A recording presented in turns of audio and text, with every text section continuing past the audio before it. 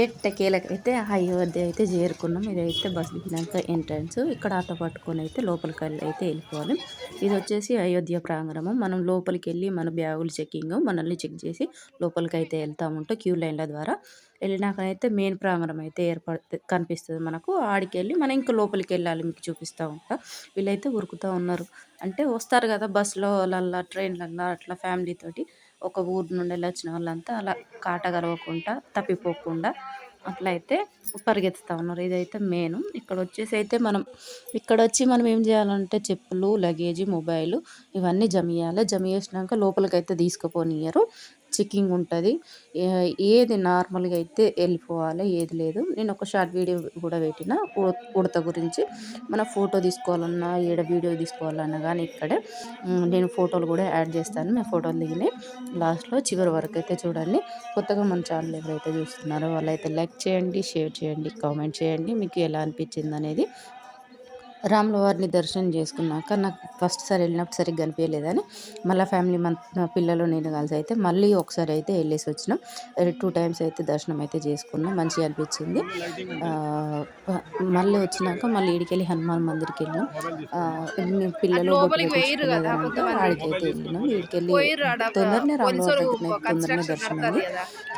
దర్శనం అయినాకనైతే హనుమాన్ మందిర్కి వెళ్ళినాం. అలాగే కొన్ని చోట్లకైతే వెళ్ళినాము. అవి నెక్స్ట్ వీడియోలో అయితే అప్లోడ్ చేస్తాను. ఎందుకంటే లాంగ్ అయిపోతుంది కదా. ఈయనైతే బొట్టు పెట్టించుకొని లోపలికి వెళ్ళినాం. వెళ్ళేటప్పుడు పబ్లిక్ ఏమనిపించలే. వెళ్ళినాక లైన్లో నిల్చున్నప్పుడు అయితే పబ్లిక్ తోసేసుకున్నారు. అక్కడైతే ఇక మొబైల్ తీయడానికి అయితే రాలేదు. పక్కకున్న హనుమాన్ మందిర్స్ చుట్టుపక్కల ఉన్న నరసింహస్వామి, హనుమాన్ మందిర్, గణేష్‌జీకి అందరి అయితే వీడియో అయితే తీశాను.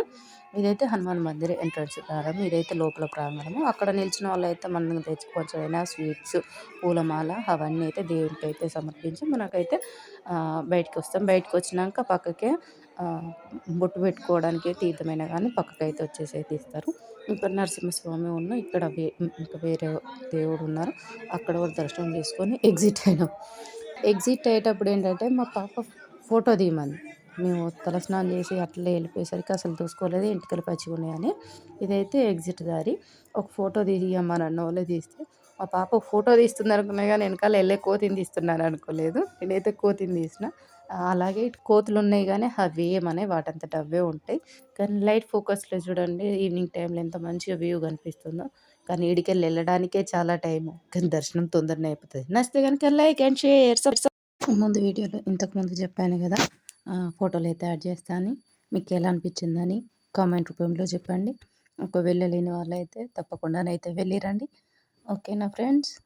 కొత్తగా ఛానల్ ఎవరైతే చూస్తున్నారో సబ్స్క్రైబ్ చేసుకోండి, లైక్ చేయండి, షేర్ చేయండి. మీకు ఈ వీడియో ద్వారా మీకు ఎలా అనిపించింది అనేది కామెంట్ చేయండి.